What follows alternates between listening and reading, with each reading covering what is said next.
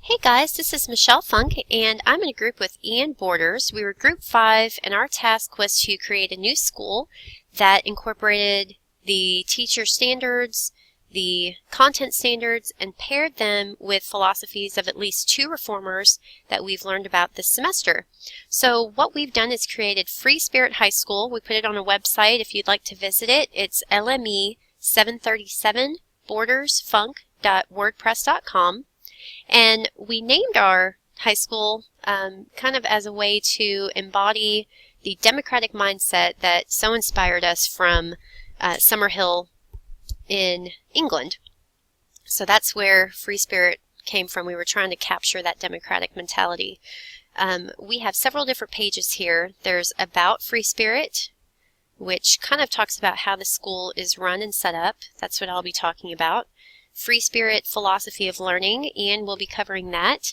Class options, I'll be going through what some of the options are, how we paired our classes, and kind of the thinking behind that setup. And then there's an infographic about Free Spirit High School, which could be used as an advertisement to recruit students or to get parental involvement if this were a real high school. And then, of course, our reference page. So I'm going to start with the About page. If you scroll down here, it starts with the fact that Free Spirit High School is democratic. It's a secondary institution. We chose Radcliffe, Kentucky, kind of as a way to meet in the middle. Ian and I are both from Hardin County, so we chose to put our fictionalized high school back in our hometown, kind of back to roots. We said that it was founded in 2015 by Ian Borders and Michelle Funk with a primary goal to nurture innovative, entrepreneurial thinkers and citizens.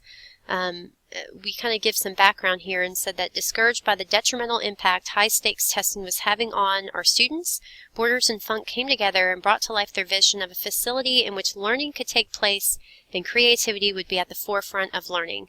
Inspired by the principles of Summerhill Democratic School in England, FSHS strives to put an educational decision-making into the hands of its students. That really is the core of Free Spirit High School, which is to put the responsibility of learning back into the hands of the students, to give them choice, to give them a voice, and to make it known that they are an equal partner in their learning, and it's not just teachers telling them this is the content you have to memorize for a test. It goes on to say that at Free Spirit High School, faculty, parents, and students are considered equal partners in developing and maintaining school policies, hiring faculty members, and initiating curriculum option. I know that most of you are probably familiar with student government associations. We kind of took that a step further. We really loved the concept of having a council that jointly made decisions, just like at Summerhill, but we did take that a step further, and we kind of used the U.S. government setup as our framework. So we have 3 separate categories which students, parents, and faculty members can be an active part of. Just like with the U.S. government, they would run for these elected positions. They would to enact policies and make laws. They would have to be part of the Senate, the House of Representatives. That means that any issue that they saw in the school that they wanted to make a corrective action for or policy for, they would have to draft a bill. It would go through the House of Representatives and committees to then be passed and go to the Senate.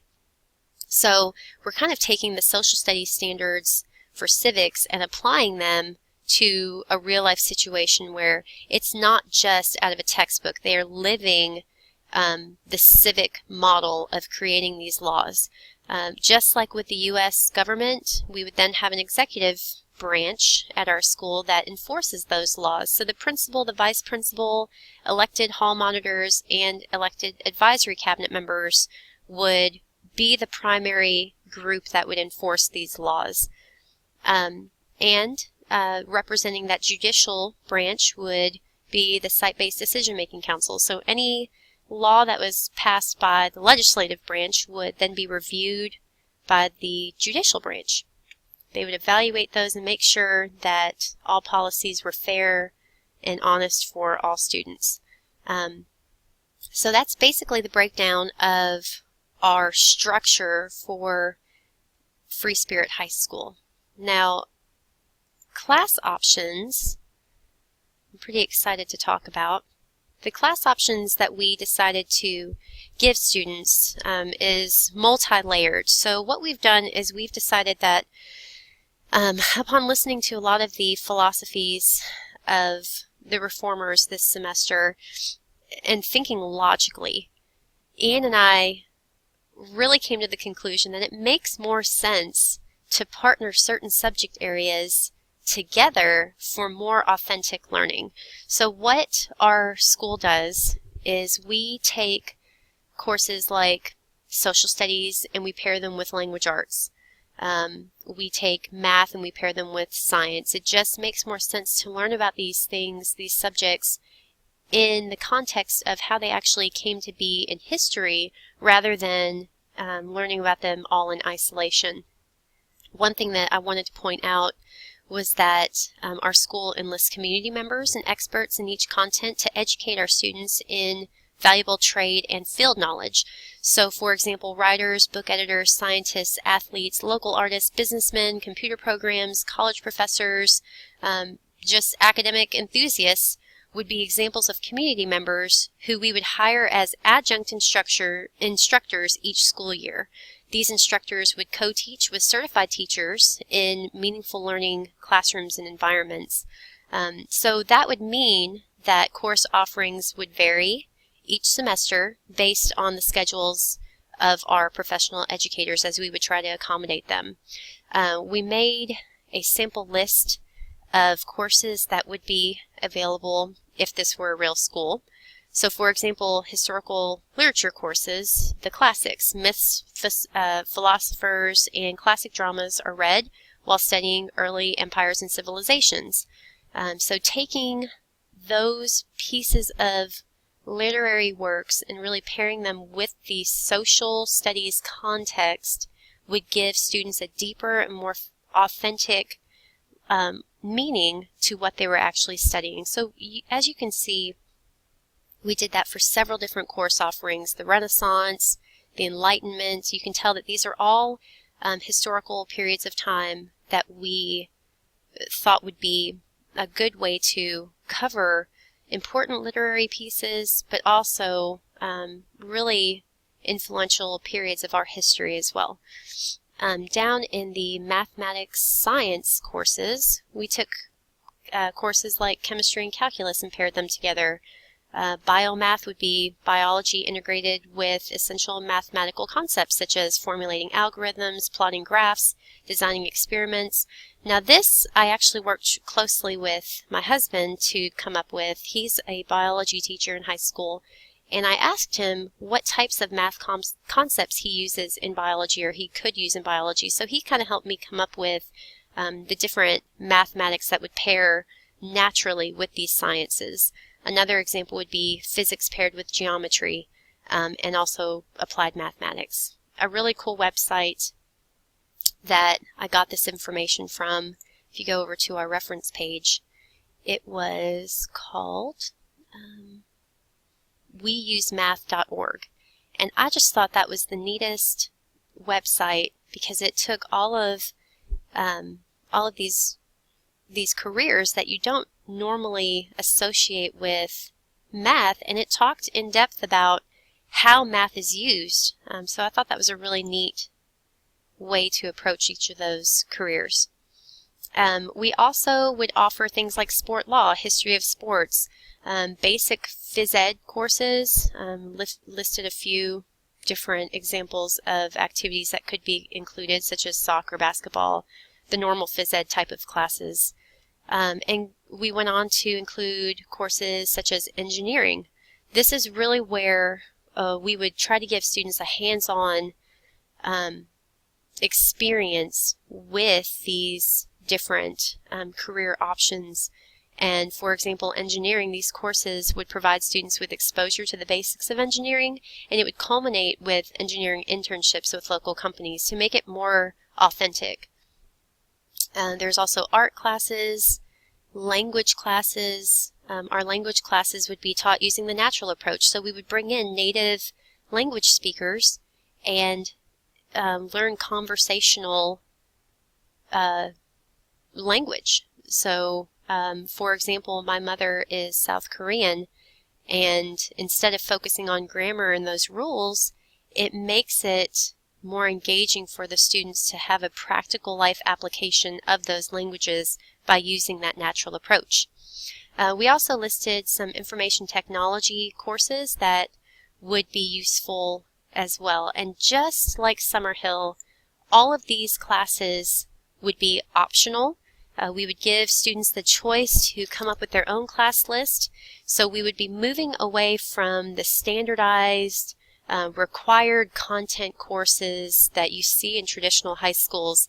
We would be giving them choice. We would be letting them explore topics that really interest them, that draw on creativity, that draw on that entrepreneurial type of mindset in order to truly prepare them for career fields that they would be interested in exploring and pursuing after high school. Thanks, Ms. Funk.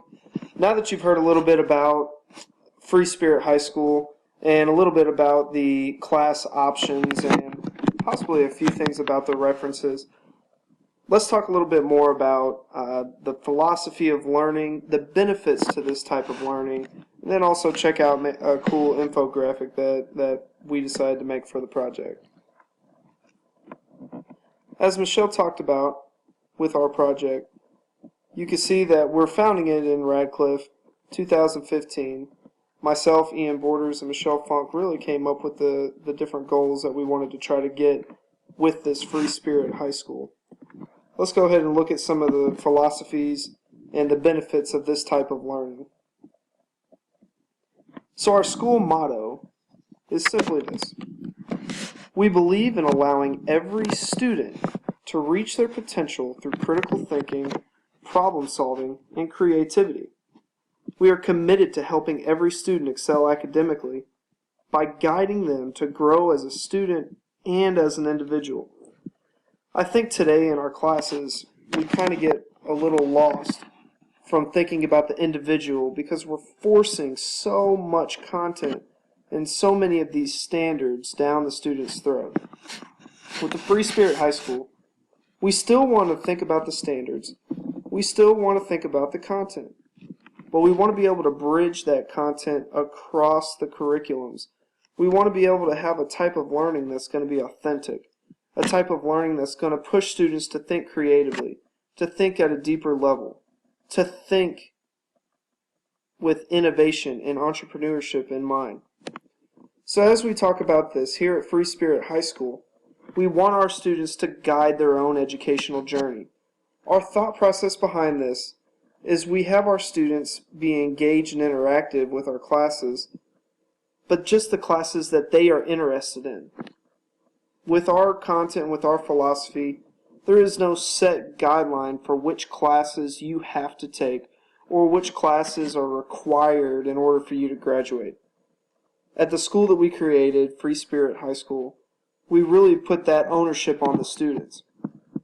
We thought that this would really engage the students to take classes that they were interested in, and it would push them to do well in those classes because their interest levels are high. In our experiences in the teaching world, we've noticed that our students tend to really gravitate to assignments and lessons and products and projects that are things dealing with their interest levels. If students aren't interested in it, they're just going to push it off and brush it off as busy work. At Free Spirit High School, that's the last thing we wanted our students to deal with. We wanted to give them classes that would push them toward their goals in life. As you can see here, our classes are built around the cross-curricular teaching. So what that means is you're given a certain topic, or you're given a sort of standard maybe to look at. Let's talk about maybe long division. How could you relate long division to not just math, but across the content areas? I work with a basketball team every single day to get what we call OER, which is offensive efficiency rating. You would divide the number of possessions by the number of points you've scored. That's long division. Let's say somebody's interested in science, and they really wanted to incorporate long division with science. Maybe you're mixing chemicals. Maybe you're looking to create some sort of product, or in sort of a pharmaceutical idea, you're trying to make certain chemicals or certain products or certain ingredients work, and you need structured amounts of those chemicals. You would use long division. So we use these different concepts and we use these different ideas and try to relate them to a number of different things across the curriculums and what students are interested in. I posted this YouTube video of Gwen Ridenauer as she talks about cross-curricular learning as it relates to her son. I'd like to play just the first little piece of it for you.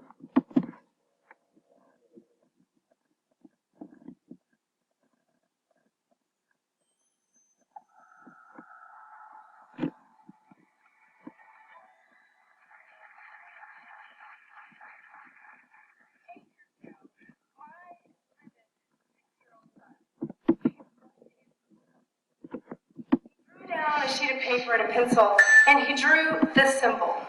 "Mommy, what is this?"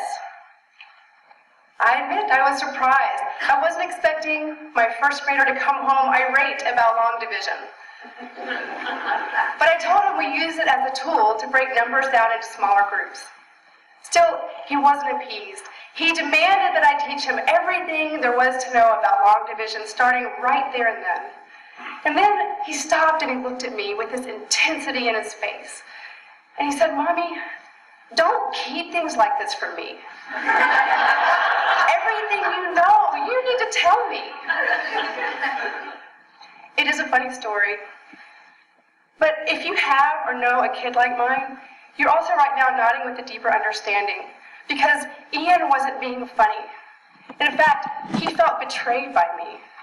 He was so excited to learn everything the world had to offer him, and he felt, even at that tiny age, that he knew nothing, and it devastated him. Well, because of the intensity in my son, school didn't really work out for him very well. He was bored, restless, unhappy, and soon his love of learning began to wane. So after a couple of years, my family, with my younger daughter included, took a bit of a turn from the education norm.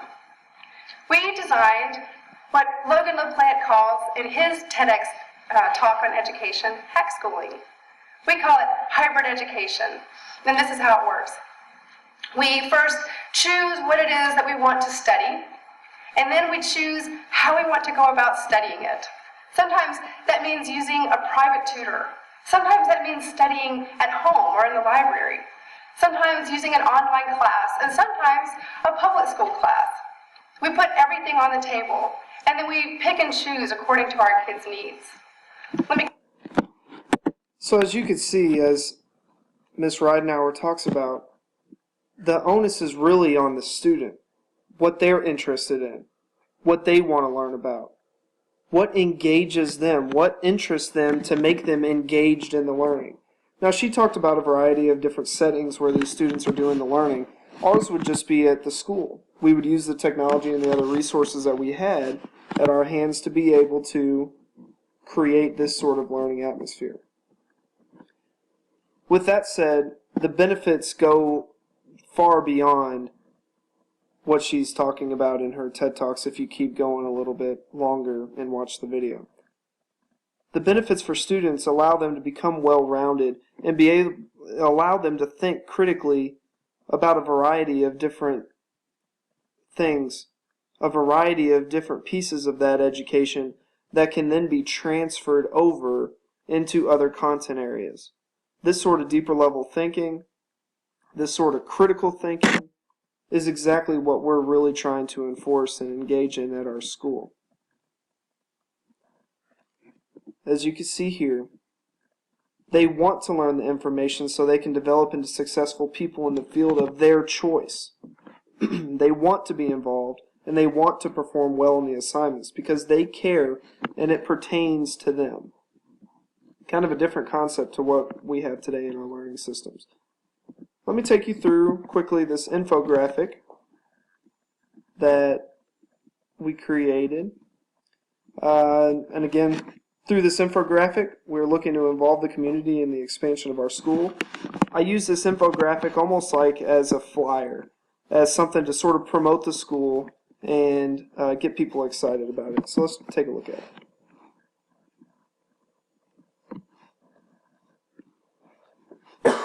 You'll notice at the top I have a new type of learning. This is something that's probably going to be a little bit different for the common parent. Somebody who's maybe not in the education world, who is used to this old structure of thinking in terms of education. So opening the creative mind for new age learners is kind of the way that we wanted to market it and the way that we wanted to highlight it. We've got our fictitious address there. You'll notice our course descriptions. Our classes combine the content of language arts and social studies while also combining the sciences with the mathematics. We use these block scheduling to utilize the time and content and build the relationships between authentic learning and creative thinking and problem solving. That's the main basis of our school, and we'll come to, again, our philosophy here in a little bit. Our objectives are to increase the reading skills, writing skills, critical thinking, problem solving, product development, and also to have engaging lessons. You'll see here we talk about the student choice. Okay? No general education. The students pick all their classes. It engages the students because they want to be there. The discipline won't be as bad because you have students that are engaged and want to learn. The learning is structured toward the creativity. Each student is given a choice on the products they develop.